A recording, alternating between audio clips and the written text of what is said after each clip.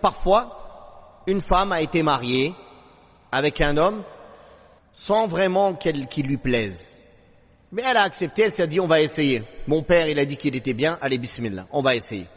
Le temps il passe, il lui plaît toujours pas. Plus ça va, plus elle a de l'aversion contre lui, par exemple. Elle arrive, à cause de cette aversion, elle n'arrive pas à lui donner ses droits, elle n'arrive pas à lui obéir, elle fait des péchés tous les jours. Donc, c'est de ce cas-là. Elle a dit Inni akhaful kufr. Je crains l'ingratitude au messager d'Allah. Je crains tous les péchés que je fais.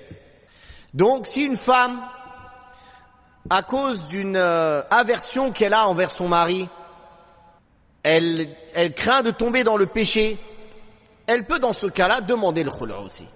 Mais c'est pas comme certains croiraient, tout se passait bien entre eux, et puis il a pris une décision qui ne lui plaît pas à la femme, et du jour au lendemain, je ne peux plus le supporter. Non, c'est pas ça. Barakallahu fikum.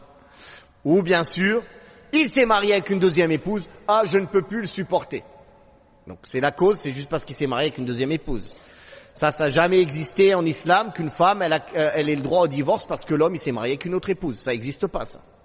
Tant qu'il est juste, tant qu'il donne ses droits, elle n'a pas à demander le divorce pour cela.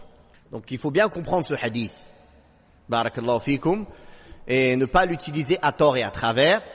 Et quand on comprend bien les textes, on les réunit ensemble. On réunit ce hadith avec les autres hadiths qui mettent en garde celles qui demandent le divorce sans raison valable. Et on comprend leur sens.